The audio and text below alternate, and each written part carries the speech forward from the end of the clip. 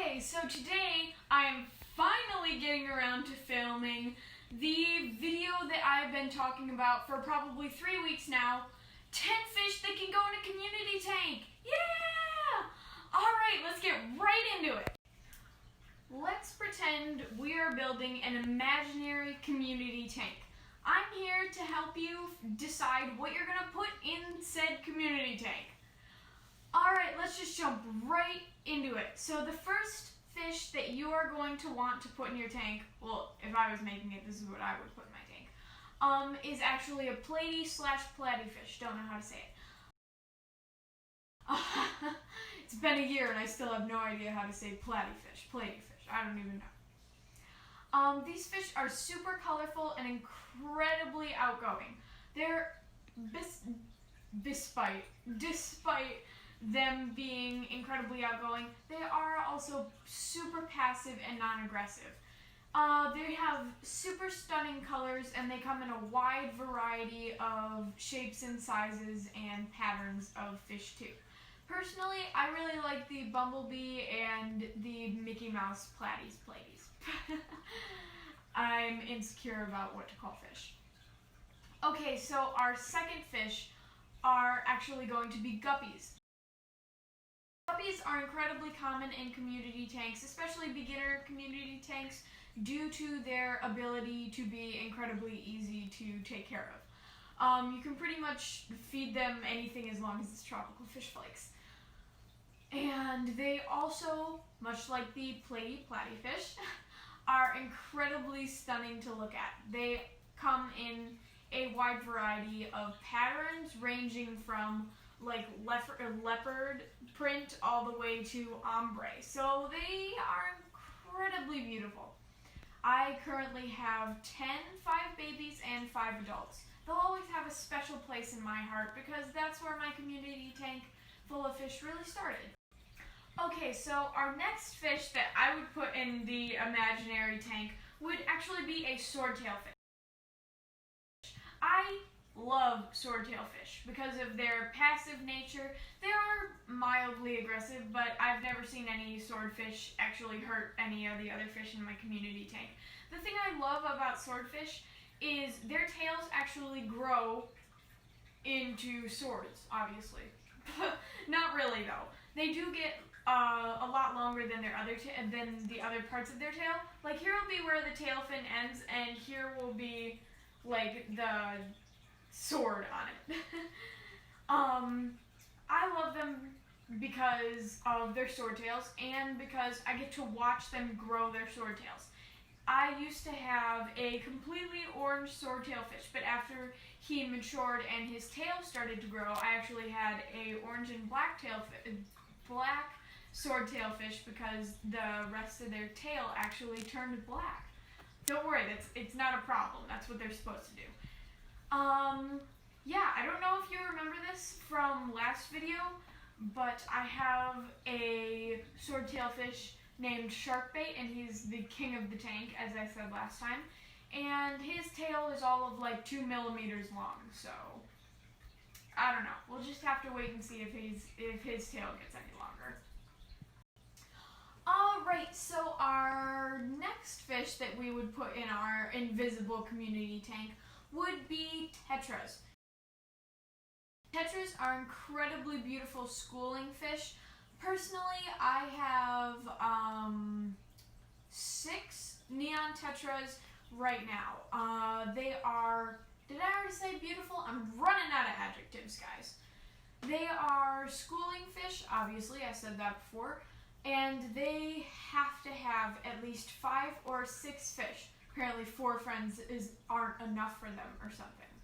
Jeez.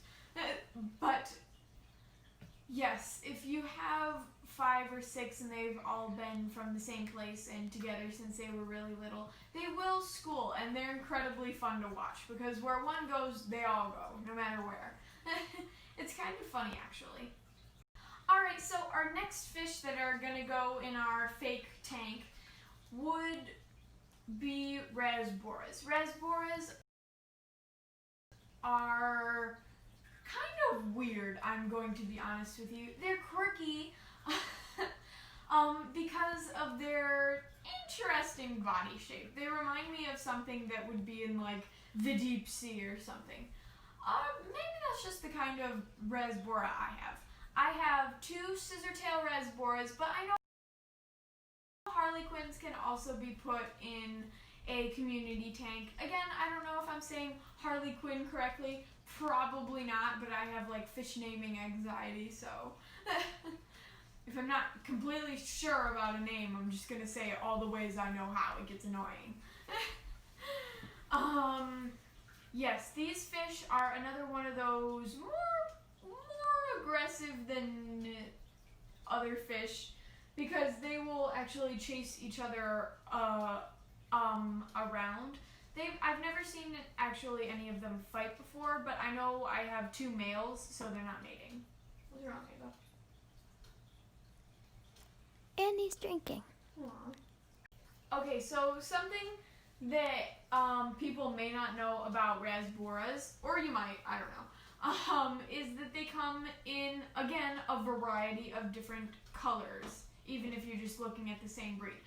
I currently have a clear Rasbora, which I completely love the look of, and then an orangish Rasbora, which, don't get me wrong, he's pretty, but the clear Rasbora really is just absolutely stunning.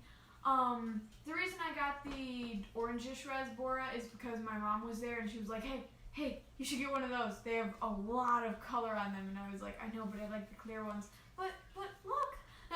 I ended up getting the orange one, and it turned out really great because now my fish tank has a balance of colors. So thank you, Mom.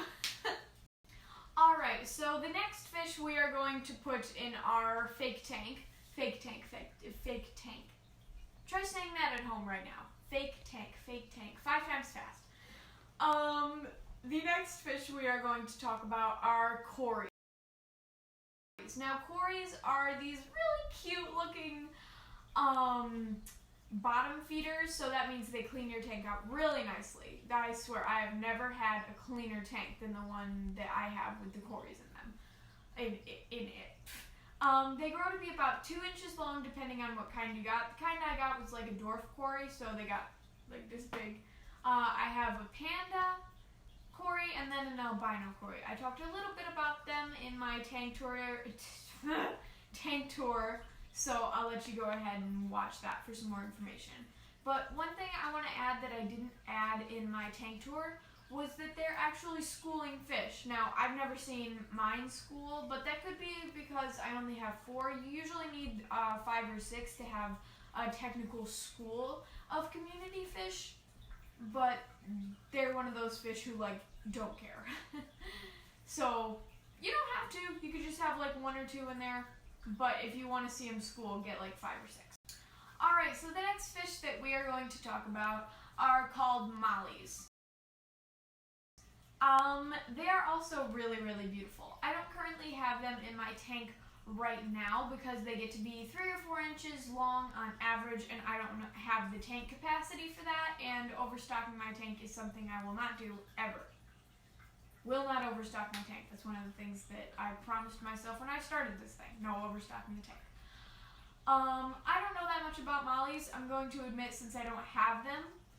But I do know that they are also super passive and prolific breeders. So you might want to check those out before you get them. Alright, the next fish that we are going to discuss aren't actually fish. The next 3